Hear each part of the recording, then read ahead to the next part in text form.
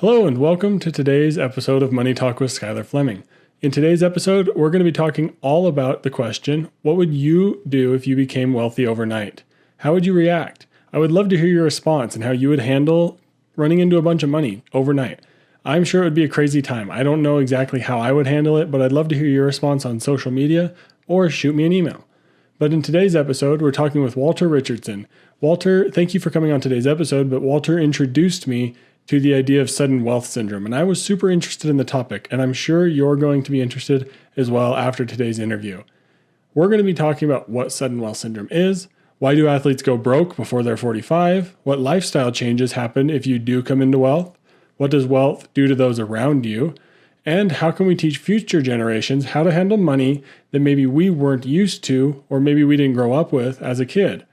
But the money talking points for today's episode are: what would you do if you became wealthy overnight? And 2, how would you react if someone around you became wealthy overnight?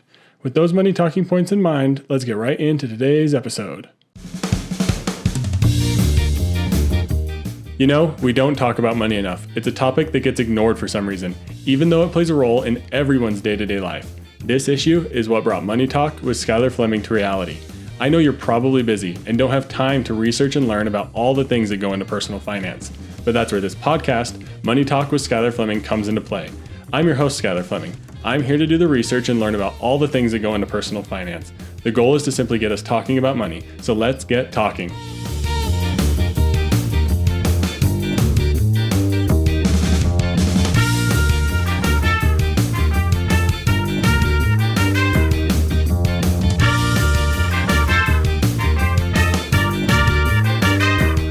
Hello, everybody. Welcome to today's interview. Joining me today, I have Walter. Walter, can you go ahead and introduce yourself to everybody? Yeah, I'm Walter Richardson, out of Los Angeles, California, by way of New York City. I'm a financial advisor. I've worked for some of the bigger wirehouses in the United States, Morgan Stanley's, Wells Fargo's, and recently have gone independent with Richardson Wealth Management here in Los Angeles. Awesome. Yeah, you've been around wealth a lot. I'm sure that's going to lead very well into the topic of sudden wealth syndrome that we're going to talk about today, which when I saw you reached out to me, mentioned it a little bit that you covered it. And I was like, wow, that's something I've never really heard of. I'd never heard of the idea or the issue or the syndrome, more or less. It seems like when you Google it, it seems like it might be a little bit of a disease or a symptom that you might have. But what is sudden wealth syndrome? Well, sudden wealth syndrome is basically taking someone who historically has not had large sums of money, does not know how to plan large sums of money, and doesn't understand what large sums of money equate to in their country or in their community. And when they get the money, they tend to blow it.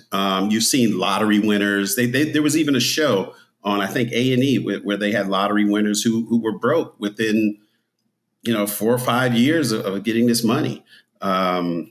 It's something that really goes into the same desires that greed. The same. It's that same gene that has human greed attached to it.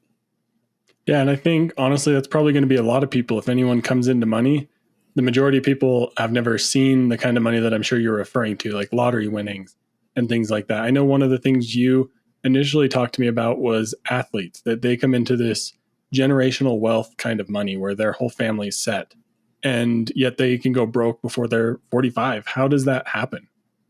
Well, if you think about it, a lot of your athletes have only focused on the athleticism in life. They've done everything they can do to become a professional athlete, which is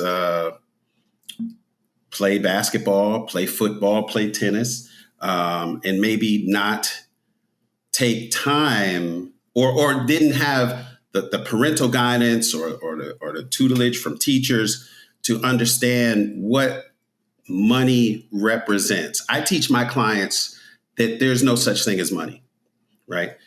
Mm-hmm. What you're working for is opportunity, right? The opportunity to travel, the opportunity to retire at a younger age, the opportunity to live a certain life, right? If you look at money as money, we're being inundated with advertisements everywhere we go. My son is on the internet. He's playing Roblox. He's getting, there's ads to buy more digital coins. There's ads all over TikTok and Instagram. And they're fighting for ad space because they know that in our country, in the United States, we have a certain amount of wealth and income that we can spend on random items, like we can get an iPhone every year that we don't need.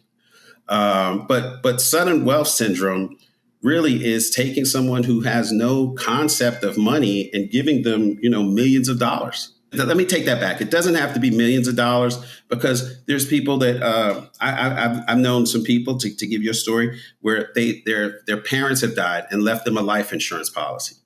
Let's call it $250,000, because they didn't have the structure with money, and they didn't have a good relationship with money. He went out and bought a Corvette. He buys the Corvette. He crashes the Corvette. He winds up getting another Corvette. He's taking women out. He's partying. Meanwhile, his house is getting foreclosed on. How does that happen? What is the mentality? It's because you didn't have the structure and you didn't have the understanding to save the money. Okay. Yeah. So, it could be a life insurance policy. It could be an inheritance, right? Our parents were hard workers. They worked hard. They saved, right? We're in a time in our lives where there's a lot of focus on spending. There's not a lot of focus on saving. There's a lot of focus on spending. But the smart people do save because, like I said, money is opportunity. Money really does not exist. I'm going to give you the opportunity to create generational wealth. That's the NBA. That's I can give this to you in 4 years, right? I can give you that opportunity. Patrick Ewing was on CNBC, and one of the things he said is that when he received his money, he put it in municipal bonds, and he just 3%, 5%, 7% outperformed the cost of living, and just have that money have that interest keep rolling over, and Patrick Ewing will never grow broke with that strategy. Somebody had to teach him that, though. Yeah, and that's really all it is. When you come into that kind of money, you can keep the strategy simple, but you got to learn the strategy somewhere, because things change. You like that guy, that story you were telling about the Corvette. That person would have never thought the day before they got that money to go buy a Corvette and forget about their house payment. But because our money does stuff to our minds, it just changes how we're thinking. It changes what we do, and people find themselves in a situation where all of a sudden that money's gone. What are maybe some other lifestyle changes that someone would experience when they get that windfall from life insurance or an inheritance, or maybe they won the lottery, or they are a really talented person and they're getting paid a lot of money for it? What kind of lifestyle changes do they experience there? Well, there's an old saying that says wealth like that, it doesn't make a person, but it will reveal a person, right? So oftentimes you'll see where someone has come into a lot of money, and all of a sudden they're a jerk. That shouldn't happen. When you make that kind of money, you have to understand your lifestyle and what you're comfortable with. There's a guy who just won, I think, the $1 billion lottery. Yeah, everything's in the billions now. It's crazy. Yeah. He bought a house next to Leo DiCaprio. And so I was talking to a friend of mine, and I said, now here's a guy who had a regular job, working 9 to 5, $50,000 a year, winds up with $1 billion. The IRS takes half of it. And, that's the first thing you have to remember when you put yourself in another tax bracket. You're only getting half of whatever it is the person promised you. You're in a higher tax bracket now. The IRS takes half of it. He takes the lump sum. He buys a house next to Leo DiCaprio. Well, what I teach my clients and my families that I work with, because I tend to, if I bring in a client, I tend to want to bring in their whole family because it is educational. What I teach them is that this opportunity that you have been granted, or maybe your dad is going to put a trust together, except he's going to leave you this money.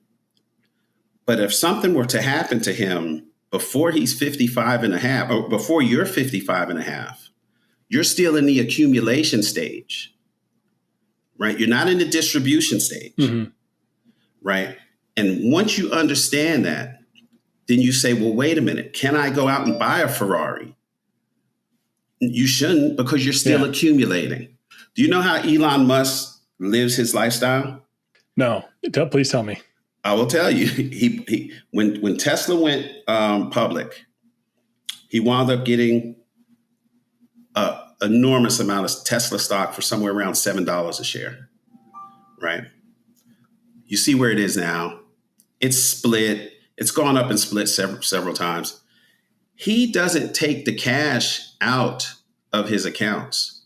He goes to a bank and he says, I would like to borrow money at, let's call it 4%, right, against these shares of stock, right? So they loan him the money against the shares. The stock keeps going up. So basically the loan is free. He pays the loan back and he uses the money to open up other opportunities, right? Yeah. Yeah, these are the kind of things like that. What you just explained, I've heard that idea before of like borrowing against your shares and things like that. But those are conversations that nobody has. Like no one has that conversation with you to say, oh, hey, you just came into this big sum of money.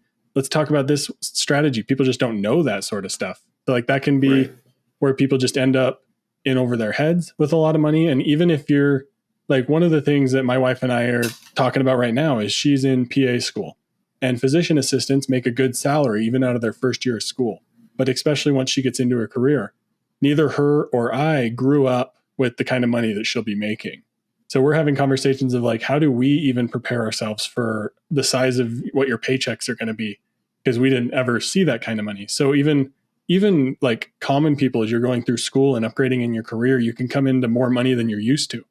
And if it's not all at once, maybe you don't experience those same crazy lifestyle changes. But this is why it's important to talk with professionals, just talk to people about strategy, learn new ideas. It's a really fun thing to start diving down. And then you learn, oh, wow, I didn't even know that was possible. Like what you just said about borrowing against your shares. Some people have probably never heard of the idea, but that's something that when you start getting very, very wealthy, there's just things that unlock for you. I think that's really fascinating. That's very true. That's very true. I'll tell you something. If you plan on having children, when I was young, the first time I heard about stocks, like I said, I grew up in North Jersey, close to New York, and a friend of mine, his father worked in the World Trade Center, and he didn't have a big job. He had a small job at the World Trade Center, and when he would come home, he'd have a Volkswagen buggy. And we would hang on the side of the buggy, and it had those little steps. And while he parked his car, we would hang on there. And he got out, and we said, he said he was coming from work, and he said, I had a good day today. And we're little kids. He said, well, what did you do? He said, I own Ford. You live around the corner from me. How do you own Ford? So he opened up they used to print the quotes. I'm a little older than you. They used to print them in the New York Times and the Wall Street Journal. He showed us, there's the ticker, the F, and there's the stock. I own that. And it always had me thinking, well, how does he own this? How does he own this company? I further researched it, and I saw that he was a shareholder, and that you can own shares. And my father owned some shares, and my father would buy bonds and municipal bonds and things of this nature. And I started to learn that money is not to be spent, even though they're showing us all these commercials all day long. But money is opportunity so that you can live a different type of lifestyle. Yeah, I love that. That's probably going to be the quote for this episode. Money is opportunity. That's such a great way to put that. Let's talk about the sudden wealth again. Let's say you get these big windfalls and you run into a bunch of money. How does that impact those around you? Because I think people often wonder how many people would ask me for money if I won the lottery. How does that kind of money impact your relationships and the people around you? Well, in certain third world countries, if you win the lottery, you can collect the lottery with a bag on your head. so all these different relatives and kidnappers don't see exactly who it is because you're a mark. All of a sudden you become a mark. But how does it affect you? You know,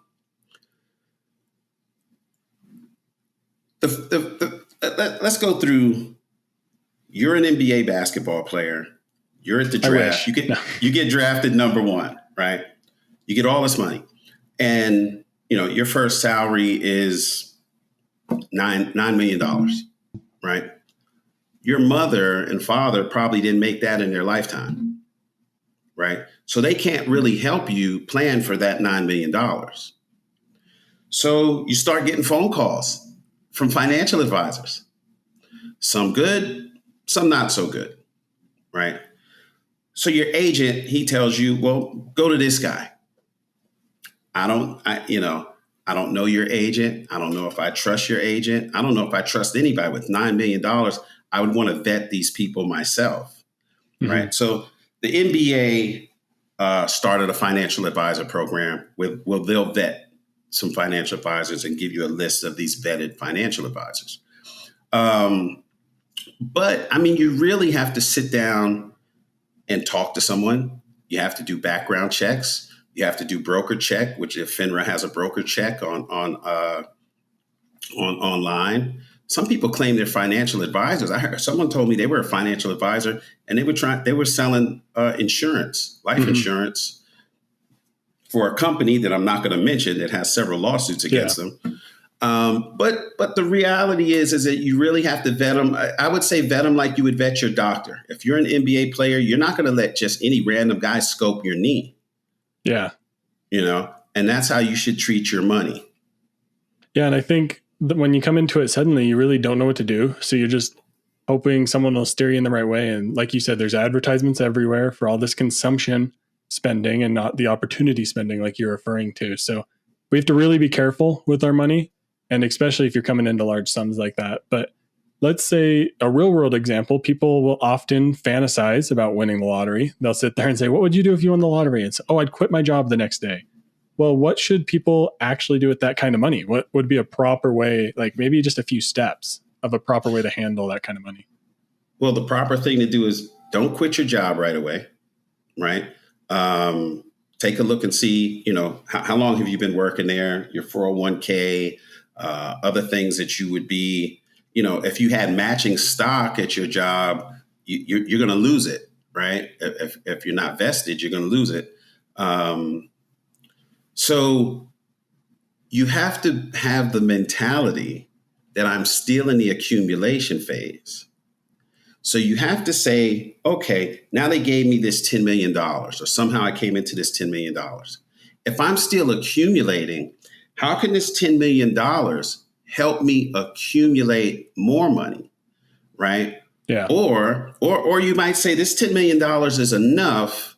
If I could just make 5% on it for the next 10 years, if I'm 30 years old and I plan on retiring at 50, I have 20 years, right? So I might want to insure this money. There might be a way to put it into a municipal bond or some type of investment. I have to go find out from a professional what is right for me, right? And you know, I was watching the show Broke. I think ESPN did it. I'm not sure who did it. It's Broke, and it's about athletes going broke.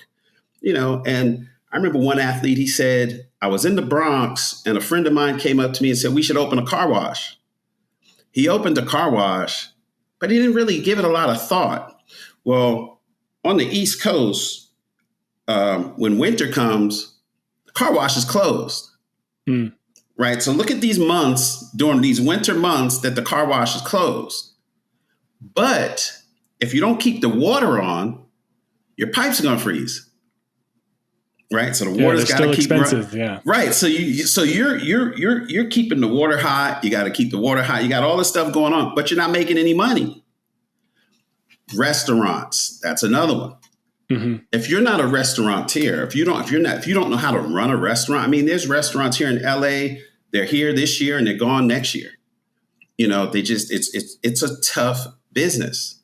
I think you should do what you know, right? If you know sports, open up a coaching program for kids, teach them the sport, maybe go into coaching, maybe do some announcing, maybe open up or maybe work with something that's sports related. But you have to understand you're still in the accumulation phase. If I'm 30 years old, you think I just want to wake up and say I'm rich? I don't have anything to do today. I'm just going to watch the Cartoon Network and sounds a little boring. Yeah. Yeah. So and just like these, if you look at rich people, if you look at Bill Gates, if you look at Elon Musk, they don't have to work ever again. And what do? They wake up and go to work every day. They're still in the accumulation phase, right? Their mentality is I can't stop until it's time to stop, right? Yeah. An NBA player, the average career of an NBA player is somewhere around 4.5 years, right? Now the average salary is close to $9 million. If you can make $9 million in 4.5 years, that's excellent. Yeah, you're golden. But most guys don't. Most guys are on the low end of that. Most guys are in the $750,000 range, right? Save your money, put it somewhere safe, establish a trust, which is not for everybody. Talk to an estate attorney, right? Figure out what you should save, figure out what you can spend, and figure out what you can do if you're out of the NBA, like a lot of people, I know a couple of guys that are done at the age of 30. What's the next, what do they call it? The next chapter. What's the next chapter of your life? And it should be something that don't get into something you don't know. Yeah. And I think, like you said, the 30 years thing, if they're out of their career by 30, they still have 70 years to live. Like, what are you going to do? Blow all that money? How are you going to make that much money last that long? But even if you're someone who wins the lottery, I think one thing that I was picking up from what you were saying is see how the money you come into fits into the plan that you're already doing. Like, take what like you said, if you're into sports, coach. If you're into marketing, do consulting. Or like if you're into volunteering, volunteer more. But see how the money that you come into fits into the plan that you're already doing. Like if you're in the accumulation phase, maybe that money helps you hit that number that you had in mind. And that's great. Then you can move on to the next stage of your plan. But this is why it's so important to have those plans and the conversations in place beforehand. Because when you run into that kind of money, your plan can be set up completely different, because that's like a $10 million lottery winning is enough for someone to be financially independent. Like that's enough money that you could quit your job. But if you did that the next day and just went on a bunch of cruises, the money's gone before you could even blink. Like you can spend money real fast. Like it wouldn't be hard. It's funny you mentioned cruises. You know what's in the middle of every cruise ship? A casino. That's my guess. Casino. Oh, yes. Yeah. So they're going to take even more than just the price of the. Yeah, that's crazy. So how do you actually help people around you? So you get this big lottery winning, this $10 million, and you have someone who's in poverty in your family, and you want to make sure to help them. How do you actually do that properly without giving your money away to everyone that asks? Well, my mantra is plan, invest, manage, right? You can't do anything with a plan. Someone once said, if you don't know where you've been, you don't know where you're going, right? So you understand, I was broke, I was poor. I don't want to be poor again, right? So I have this lump sum of money. I need to figure out a way to plan for this money, right? How long do I want to work? That's one of the first questions we ask. How long do you see yourself working? Right? You give us a number. We're going to plug that number in. Then we're going to work backwards and see if the money can get you to that number. The hardest conversation I've had with someone is to say, you wanted to retire at 50, but if you want to retire at 50 and have this type of income coming in, you're actually going to have to work to 57. Yeah. Yeah. Because you just didn't make enough money. Now you can, if you do, a lot of the people I deal with are professionals. Maybe you could do some consulting, make up the shortfall. Then you can retire at 50, outside of your job. You can do like some a part-time consulting thing. Yeah, absolutely. And, with the remote working that we have now, people are able to do it. People are able to work from home and put in their 8 hours, and then they still, for some reason, still have enough energy to go out and do some consulting for another firm, or for some private consulting for an individual entrepreneur. And, there's really good opportunities out here right now, as far as the way we work, right? Like how we're doing this podcast, right? I didn't have to drive to you. You didn't have to come to me. We're evolving in a way where we can do more. So even if I was an NBA player and I had I was doing coaching and I had someone in Detroit, I could get on Zoom and coach them, take my phone outside, get on the court, do some things, show them what they should do. And then they could video themselves and show me. And we can still do the tutoring across country. Yeah, there's opportunities. Yeah. And my point is simply, when you're in the accumulation phase, please continue accumulating. Yeah, don't start consuming like crazy. Don't start trying to figure out how you can spend your money quite yet. Keep locked in on that plan. That's a great takeaway. So if it's sudden wealth and maybe passing it on to the next generation, or like me and my wife, where we'll likely make more money than we've ever seen before, what are some ways that we can teach these to our kids or other people's kids? How do they teach their kids about money when you're better off than you were when you were a kid? How do you pass on those good habits? Well, here's one thing which I see. I've prescribed some parents to do is, if you go to the Disney webpage, they have what's called the direct investing, where you can buy, $100 worth of Disney. And in some cases, they used to do it. I don't know if they still do it. They'll send you the stock certificates, right? And those are excellent to show your children. When you have children, you say, okay, this is for you. We're going to keep accumulating these. And this is how you're going to go to college, and it doesn't have to be Disney. I think General Motors does it, a couple of, and it's a good way to show them that, the brands that you use, you can invest in.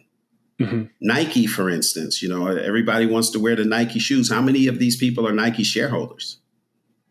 Yeah, I like that. It's like the story you told right at the beginning of someone who owned a little bit of Ford. Instead of owning the products these companies are making, teach people to own the companies themselves. That's really powerful, because even if like your long-term plan probably isn't going to be only one single company stock, or hopefully you diversify a little more than that. Right. But like, absolutely, for a kid, that's such a good introduction of, all these Disney movies we're watching, you own part of the company that's making that.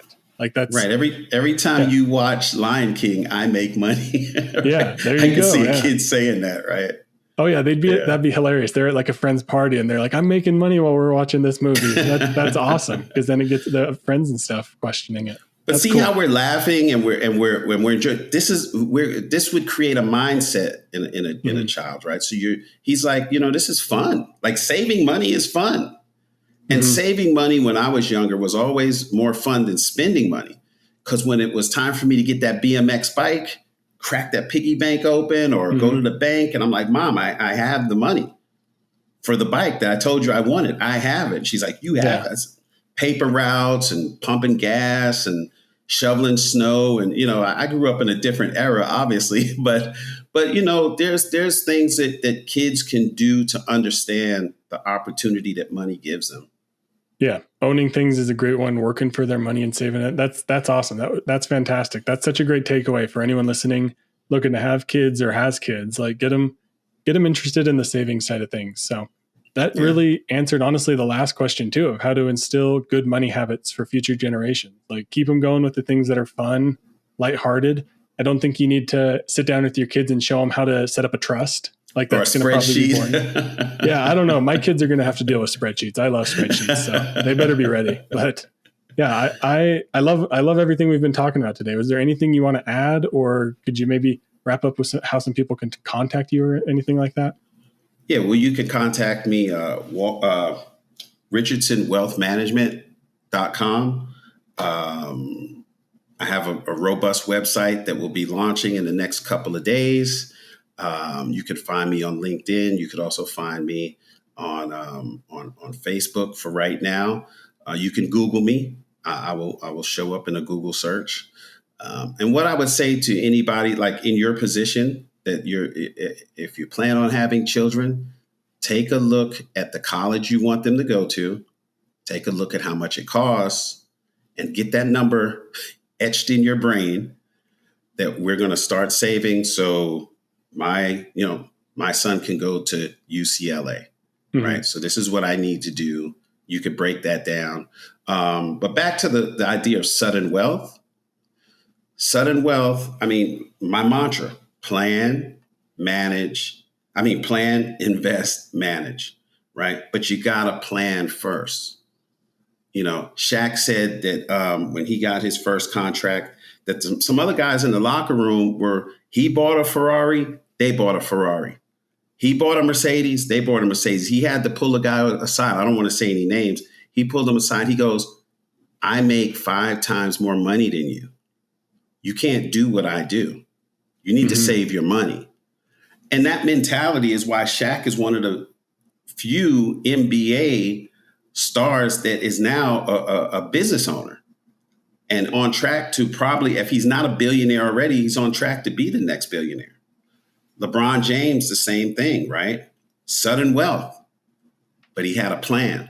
You can tell LeBron had a plan in high school.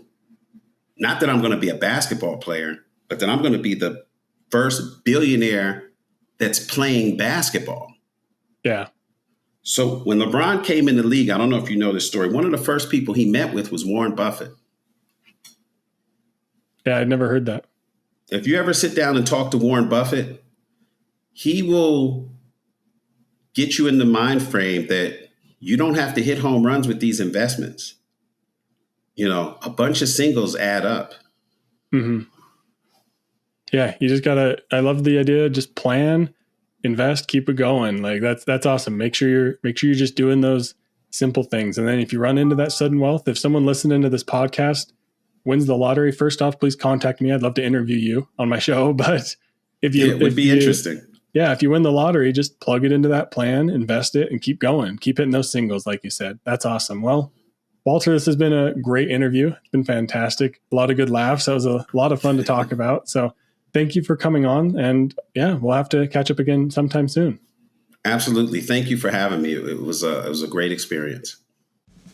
Thank you so much for listening to today's episode of Money Talk with Skylar Fleming. And again, thank you so much to Walter Richardson for coming on today's episode. If you want to reach out to him or ask him any questions, of course, his information will be in the show notes, as well as my contact information and social media. I would love if you'd reach out with any questions so that we could start to build a listener question type episode. Or if you have any questions as well, leave a comment on the Facebook post and Instagram post for this episode. I'd be happy to answer any questions you have. But you may have noticed in the intro and outro, there's a little bit of a shiny spot in my head. And I wanted to share this story real quick because it's a little bit of a fun peek inside my life.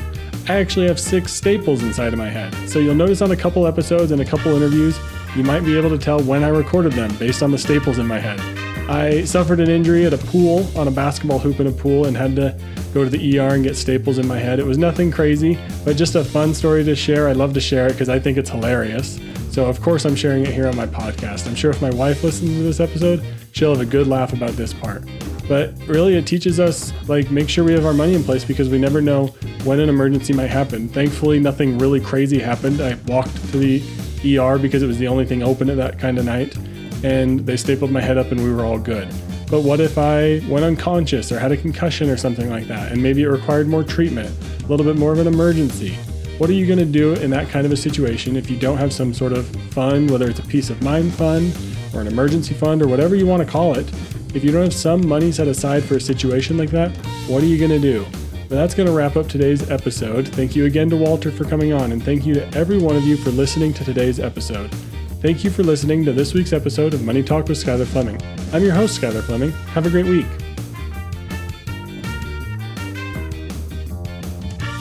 Thank you for listening to Money Talk with Skylar Fleming. This show is provided for informational and entertainment purposes and may not be specific to your unique situation.